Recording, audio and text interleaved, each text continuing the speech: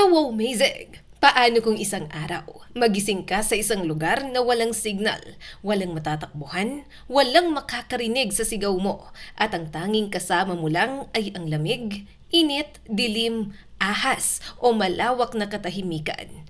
Sa mundo, may mga lugar na maganda tingnan sa larawan, pero kapag naiwan kang mag-isa roon, baka doon mo maramdaman ang tunay na kahulugan ng salitang takot. Sa video na ito, aalamin natin kung alin ang mga lugar na hindi mo gugustuhing mag-isa. Mga lugar na sobrang layo, sobrang init, sobrang lamig, sobrang tahimik, o sobrang delikado para suungin ng walang kasama. Kaya kung handa ka na, tara, simulan na natin. Number 10, Point Nemo, Pacific Ocean. Ang Point Nemo ay hindi isla, hindi syudad at hindi pasyalan. Isa itong invisible point sa gitna ng South Pacific Ocean na tinatawag na Oceanic Pole of Inaccessibility. Ibig sabihin, ito ang lugar sa karagatan na pinakamalayo sa kahit anong lupa.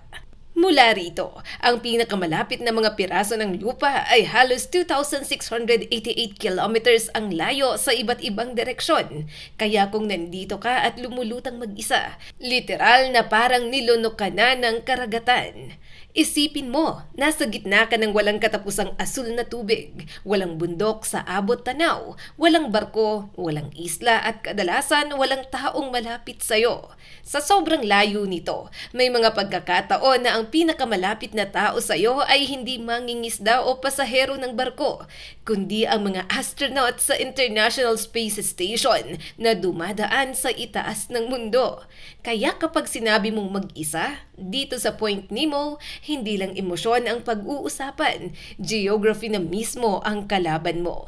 Mas nakakatakot pa, ang lugar na ito ay kilala rin bilang bahagi ng tinatawag na spacecraft cemetery. Dahil sobrang layo nito sa mga tao at landmass, dito madalas ibinabagsak o pinapabagsak ang ilang lumang spacecraft, satellite at space debris matapos gamitin. Hindi ibig sabihin na makikita mo agad ang mga ito sa ibabaw, pero ang ideya pa lang na nasa ibabaw ka ng karagatang naging libingan ng mga bagay mula sa kalawakan ay sapat na para mangilabot ka. Kung maiiwan ka rito ng mag-isa, ang pinakamalaking kalaban mo ay hindi halimaw, kundi ang kawalan. Kawalan ng direksyon, kawalan ng lupa, kawalan ng tulong at kawalan ng oras. Kahit marunong kang lumangoy, wala kang malalapitan. Kahit sumigaw ka ng ubod ng lakas, ang sasagot lang sa'yo ay alon, hangin at katahimikan ng pinakamalungkot na bahagi ng karagatan. At narito na tayo sa number 9, ka-wow-mazing. Tristan da Cunha, South Atlantic Ocean. Ang Tristan da Cunha ay kilala bilang isa sa pinakamalayong permanenteng pamayanan ng tao sa buong mundo. Matatagpuan ito sa South Atlantic Ocean at ang pangunahing tirahan dito ay ang maliliit na settlement na tinatawag na Edinburgh of the Seven Seas. Naiulat na nasa mahigit 200 lamang ang populasyon nito. Kaya kung sanay ka sa ingay ng syudad, dito mo mararamdaman ang bigat ng tunay na isolation. Walang airport sa Tristan da Cunha. Ibig sabihin, hindi ka basta-basta makakabook ng flight kapag gusto mong umalis. Karamihan ng biyahe papunta rito ay mula Cape Town, South Africa. At maaring umabot ng humigit kumulang 6 na araw sa dagat. Depende sa barko at kondisyon ng panahon. May scheduled ships, pero limitado ang biyahe at kaunti lang ang pwedeng pasahero. Kaya hindi ito lugar na basta mong pupuntahan ng walang matinding paghahanda. Sa unang tingin, ka-wow-mazing, parang payapa ang lugar. May mga bahay, may komunidad, may dagat, at mga bundok na tanawin. Pero kapag naiwan kang mag-isa sa labas ng settlement, ibang usapan na yon. Malayo ka sa mainland, malayo sa malaking ospital, malayo sa rescue. At kung biglang sumama ang panahon, ang dagat mismo ang magiging pader na haharang sa kahit sinong gustong tumulong sa'yo. Ang nakakatakot sa Tristan da Cunha, ka-wow-mazing, hindi dahil puno ito ng halimaw o makamandag na hayop. Ang nakakatakot dito ay ang pakiramdam na nasa dulo ka ng mapa. Kapag may nangyaring emergency, hindi minuto ang bibilangin mo kundi araw. At sa isang lugar na ang tanging daan palabas ay barko, ang pagiging mag-isa ay pwedeng maging pinakamabigat na parusa. Number 8, Snake Island. Ilha da Queimada Grande, Brazil. Ang Ilha da Queimada Grande, mas kilala bilang Snake Island, ay isa sa mga lugar na hindi mo basta-bastang mapapasok kahit gusto mo. Matatagpuan ito sa baybayin ng Brazil. At ito ang tanging natural na tahanan ng Golden Lancehead Pit Viper, isang uri ng ahas na lubhang makamandag at critically endangered. Dahil sa panganib, sarado ito sa publiko. Tanging Brazilian Navy at piling researcher lamang ang pinapayagang makapasok. Ayon sa mga pag-aaral, hindi na ganun karami ang bilang ng ahas tulad ng mga lumang alamat na nagsasabing daan-daang libo sila. Pero tinatayang nasa libo pa rin ang Golden Lanceheads na nakatira sa isla. At kahit mas mababa na ang modernong estimate, hindi nito binabawasan ang panganib sa isang maliit at masukal na isla. Kahit ilang libong makamandag na ahas lang ay sapat na para gawin itong bangungot para sa kahit sinong maliligaw. Isipin mo ang eksena ka-amazing. Napadpad ka sa isla, wala kang kasama at bawat hakbang mo sa damuhan o bato ay may posibilidad na may nakatagong ahas. Hindi ka pwedeng basta tumakbo dahil baka mas lalo kang mapahamak. Hindi ka rin pwedeng matulog ng kampante dahil hindi mo alam kung ano ang gumagapang sa paligid mo habang dumidilim. Ang Snake Island ay nakakatakot. Hindi mo kailangan makakita ng ahas para kabahan. Ang posibilidad pa lamang na may ahas sa ilalim ng dahon, sa gilid ng bato o sa sanga ng puno ay sapat na para mawalan ka ng lakas ng loob. Kung may lugar sa mundo na ayaw mong maiwan mag-isa kahit isang gabi lang, eto na yon. Dahil dito ang katahimikan ay hindi kapayapaan. Babala ito. Number 7. La Rinconada, Peru. Ang La Rinconada sa Peru ay madalas tawaging pinakamataas na permanenteng pamayanan sa mundo. Nasa Andes Mountains ito, malapit sa minahan ng ginto at tinatayang nasa humigit kumulang 5,100 meters above sea level. Sa ganitong altitude, manipis ang hangin, malamig ang paligid at hindi lahat ng katawan ng tao ay madaling makakapag-adjust. Kapag naiwan kang mag-isa sa La Rinconada, hindi lang lamig ang problema. Ang una mong mararamdaman ay ang hirap sa paghinga. Sa sobrang taas, pwedeng sumakit ang ulo mo, manghina ang katawan mo, mahilo ka, at makaramdam ng altitude sickness. Kahit simpleng paglalakad lang ka-amazing, para kang tumatakbo ng malayo dahil kulang ang oxygen sa paligid. Kilala rin ang lugar na ito sa matinding kondisyon ng pamumuhay. Marami ang pumupunta rito dahil sa pangarap na makahanap ng ginto, pero kapalit nito ang peligro ng minahan, polusyon, kakulangan sa maayos na infrastruktura at matinding lamig. Ang mga bahay at kalsada rito ay hindi tulad ng komportableng syudad. Maraming bahagi ang magulo, maputik at mahirap lusutan, lalo na kung hindi mo alam ang lugar. Ang La Rinconada ay nakakatakot dahil parang sinusubok nito ang katawan at isip ng tao. Kapag mag-isa ka rito, bawat hinga ay paalala na nasa lugar kang hindi talaga madaling tirahan. At kapag dumating ang gabi, habang bumababa ang temperatura at lalong tumitindi ang lamig, mararamdaman mong kahit may mga tao sa bayan, maaari ka pa ring makaramdam ng matinding pag-iisa. Number 6. Death Valley, California, USA. Ang Death Valley, ka-amazing, ay isa sa pinakamainit at pinakatayong lugar sa North America at kilala rin bilang lugar kung saan naitala ang world record air temperature na 134 degrees Fahrenheit o katumbas ito ng 57 degrees Celsius sa Furnace Creek noong July 10, 1913. Sa tag-init, karaniwan ang lumalagpas sa 120 degrees Fahrenheit o 49 degrees Celsius ang init sa lilim. At mas delikado pa ito kapag nasa bukas ka na lugar. Kapag naiwan kang mag-isa sa Death Valley, hindi mo kailangan maligaw ng ilang araw para mapahamak. Kahit ilang oras lang sa maling oras ng araw, maaaring bumigay ang katawan mo sa heat exhaustion o heat stroke. Ang pawis mo ay mabilis matutuyo, ang tubig mo ay mabilis mauubos, at ang utak mo ay maaaring malito dahil sa sobrang init. Nakakadagdag pa sa panganib ang laki at itsura ng lugar. May mga salt flats, mabatong daan, tuyong bundok at malalayong kalsadang parang walang katapusan. Kapag nasiraan ka ng sasakyan sa gitna ng init at wala kang sapat na tubig, hindi ito simpleng inconvenience. Maaari itong maging life or death situation. Ang Death Valley ay may ganda, pero ito ang klase ng ganda na may kasamang babala.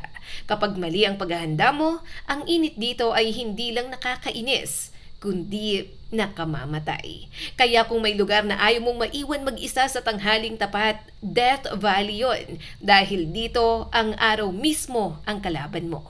At narito na tayo sa number 5, Amazing! The Sahara Desert, Africa. Ang Sahara Desert ay ang pinakamalaking hot desert o non-polar desert sa mundo. Kumakalat sa malaking bahagi ng North Africa. Kilala ito sa malalawak na buhangin, tuyong kapatagan, mabatong disyerto at mga lugar na halos walang ulan sa loob ng mahabang panahon. Ayon sa NASA Earth Observatory, ang Sahara ay kilala sa barren at arid landscapes at may mga bahagi itong tumatanggap lamang ng ilang pulgada o ilang 10 milimetro ng ulan kada taon. Kapag na-stranded ka sa Sahara, ang una mong kalaban ay tubig. Hindi pagkain ang unang problema, kundi tubig. Sa matinding init, mabilis kang madedehydrate at kapag wala kang shade, walang mapa at walang guide, bawat minuto ay nagiging mas delikado. Kahit sanay kang maglakad, ibang laban sa buhangin dahil mas mabigat humakbang at mas mabilis kang mapapagod. Isa pag nakakatakot sa Sahara ay ang lawak nito. Kapag nasa gitna ka ng disyerto, maraming bahagi ang magkakamukha. Buhangin, bato, init at kalangitan. Pwede kang maglakad ng ilang oras at mararamdaman mong wala kang narating. Kapag bumagsak ang gabi, biglang bababa ang temperatura. At ang lugar na kanina ay parang pugon, pwedeng maging malamig at nakakapanginig. Ang Sahara ay hindi lang simpleng disyerto. Isa itong mundo sa loob ng mundo. Kung wala kang karanasan, kagamitan o kasama, madali kang matalo ng init, uhaw, pagkaligaw at takot. Dito mo mararamdaman na minsan ang pinakadelikadong lugar ay hindi yung maraming gumagalaw, kundi yung sobrang tahimik at sobrang lawak na parang wala ng katapusan. Number 4, Aokigahara Forest, Japan. Ang Aokigahara Forest ay matatagpuan sa paanan ng Mount Fuji sa Japan. Amazing! Kilala rin ito bilang isang siksik na kagubatan na tumubo sa ibabaw ng lumang lava flow mula sa malaking pagsabog ng Mount Fuji mahigit 1,000 taon na ang nakalipas. Ayon sa official Japan Travel Information, umaabot ito sa humigit kumulang 30 square kilometers. At dahil porous ang lava bedrock, na-absorb nito ang tunog kaya mas tumitindi ang pakiramdam ng isolation. Kapag pumasok ka sa Aokigahara, iba ang dating ng katahimikan. Hindi ito katulad ng simpleng tahimik na park o probinsya. Dahil siksik ang mga puno, maraming parte ang madilim kahit araw. At kapag lumayo ka sa trail, mabilis kang malilito. Ang mga ugat, bato at uneven ground ay pwedeng magpabagal sa'yo at ang compass o signal ay hindi laging maaasahan, depende sa lugar at kondisyon.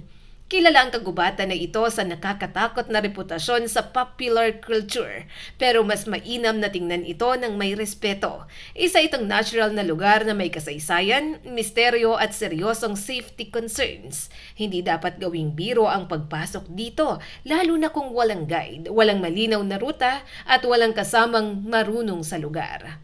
Ang Aokigahara ay nakakatakot dahil pinaglalaruan nito ang isip mo. Habang lumalalim ka sa kagubatan, parang unti-unting lumalayo ang mundo.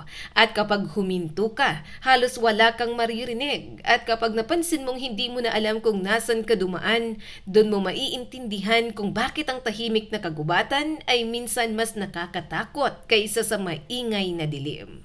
At narito na tayo sa number 3, Amazing! Oymyakon, Russia. Ang Oymyakon sa Sakha Republic ay kilala bilang isa sa pinakamalamig na permanenteng tinitirahang lugar sa mundo. Ayon sa Guinness World Records, ang pinakamababang naitalang temperatura sa isang inhabited place ay negative 67.7 degrees Celsius o katumbas ito ng negative 90 degree Fahrenheit na naitala sa Oymyakon. Sa ganitong lamig, ang simpleng paglabas ng bahay ay hindi basta lakad. Survival challenge na ito. Kapag naiwan kang mag-isa sa Oymyakon sa gitna ng winter, ang lamig ay hindi lang mararamdaman sa balat. Pumapasok ito sa buto. Pwedeng tumigil ang pilikmata. Pwedeng mag-freeze ang exposed skin at ang maling pananamit ay maaaring magdulot ng frostbite sa loob ng maikling panahon. Kahit sasakyan, hindi basta pinapatay ang makina dahil baka hindi na ito umandar muli sa sobrang lamig. Iba rin ang takot kapag lamig ang kalaban. Sa init, nauuhaw ka at nanghihina. Sa lamig, nanginginig ka muna tapos unti-unting bumabagal ang katawan mo kapag hindi ka nakahanap ng init, pagkain o masisilungan. Maaari kang antukin at yun ang pinakadelikado. Dahil sa matinding lamig, ang antok ay maaaring maging huling babala. Ang Oymyakon ay patunay na may mga lugar sa mundo kung saan normal ang buhay para sa mga sanay, pero impyerno para sa mga hindi handa. Kung maiwan kang mag-isa rito ng walang tamang damit, walang apoy at walang sasakyan, hindi mo kalaban ang dilim. Ang kalaban mo ay ang hanging sobrang lamig na kaya nitong patigilin ang katawan mo bago ka pa makahingi ng tulong. Number 2. Devon Island, Canada. Ang Devon Island sa Nunavut, Canada ay tinatawag na pinakamalaking uninhabited island sa mundo. Ibig sabihin, walang permanenteng residente roon. Ito ay isang napakalawak na polar desert na malamig, tuyo, mabato at halos walang kaparehong tanawin sa ordinaryong mundo.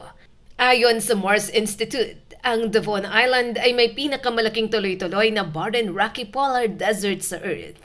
Dahil sa itsura at kondisyon nito, ginagamit ang Devon Island bilang Mars analog site. Sa madaling salita, pinag-aaralan ito ng mga scientists dahil may mga bahagi itong parang environment ng Mars. Malamig at tuyong-tuyo, mabato, isolated at mahirap tirahan. Ayon sa NASA, ang Devon Island ay karaniwang itinuturing na pinakamalaking uninhabited island sa mundo at naging lugar ng Mars-related research. Kapag naiwan ka rito ng mag-isa, ibang klase ang takot. Hindi ito kagubatan na may prutas o ilog sa paligid. Hindi ito bayan na may tindahan sa kanto. Ito ay malawak na lupain ng bato, yelo, hangin at katahimikan. Kahit marunong kang mag-camping, dito mo mararamdaman na ang Earth mismo ay minsang pwedeng magmukhang ibang planeta. Ang Devon Island ay nakakatakot dahil parang rehearsal ito ng pagiging stranded sa Mars. Walang crowd, walang comfort, walang mabilis na rescue. Kapag tumingin ka sa paligid, makikita mo ang isang mundong halos walang buhay. At doon mo maiisip, kung dito pa lang sa Earth ay ganito na kalupit, paano pa kaya sa tunay na Mars? At narito na tayo sa pinakatuktok ng ating listahan, ka-wow-mazing! Number 1. Svalbard, Norway. Ang Svalbard ay isang kapuluan sa Norway na malapit sa Arctic, sa pagitan ng mainland Norway at North Pole. May mga pamayanan dito gaya ng Longyearbyen pero napapaligiran ito ng yelo, bundok, dagat, dilim ng polar night at liwanag ng midnight sun. Depende sa panahon. Nito lamang 2026, updated ang population statistics ng Svalbard at nananatili itong maliit kumpara sa lawak at wildness ng kapuluan. Isa sa pinakakilalang panganib dito ay ang polar bear. Madalas sabihin sa mga kwento na mas marami ang polar bears kaysa sa tao sa Svalbard. Pero sa updated na pagtingin, mas tamang sabihin na ang buong Barents Sea population ay umaabot sa humigit kumulang 3,000, habang ang year-round bears sa Svalbard mismo ay mas kaunti, nasa daan-daan. Pero kahit gaano pang eksaktong bilang, sapat na ang presensya nila para gawing seryoso ang bawat paglabas sa wilderness. Sa Svalbard, hindi ka basta lalabas ng settlement na parang ordinaryong hike lamang. Dahil sa banta ng polar bear, sinasabi ng Governor of Svalbard na ang mga bumabiyahe sa labas ng settlements ay dapat may sapat na paraan para takutin o itaboy ang polar bear at inirerekomenda rin ang pagdadala ng firearm para sa proteksyon.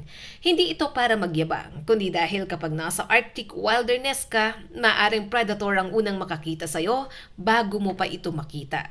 Kaya ang Svalbard ang top 1 sa listahang ito dahil pinagsasama nito ang lahat ng kinatatakutan ng tao. Matinding lamig, malayong lokasyon, mahabang dilim, mababang populasyon at totoong posibilidad na makasalubong ang isa sa pinakamalakas na predator sa mundo. Kung maiwan kang mag-isa sa labas ng bayan, hindi sapat ang tapang. Kailangan mo ng kaalaman, kagamitan at respeto sa lugar. Dahil sa Svalbard, ang kalikasan ang tunay na hari. At yan nga ka-amazing ang 10 lugar sa mundo na ayaw mong maiwan mag-isa. May ilan na nakakatakot dahil sa sobrang layo, may ilan na dahil sa makamandag na hayop, at may ilan dahil sa init o lamig, at may ilan dahil sa katahimikang kaya kang lamunin. Kaya ka-amazing kung sakaling mabigyan ka ng chance na pumunta sa isa sa mga lugar na ito, siguraduhin mong may kasama ka. May plano ka at higit sa lahat, may respeto ka sa kapangyarihan ng kalikasan. Dahil minsan, ang pinakamagagandang lugar sa mundo, siya ring pinakamapanganib kapag naiwan kang mag-isa. Kung nais mo pa ng mga wow amazing videos, huwag kalimutang mag-like and subscribe at pakishare na rin para mas marami pa ang makapanood.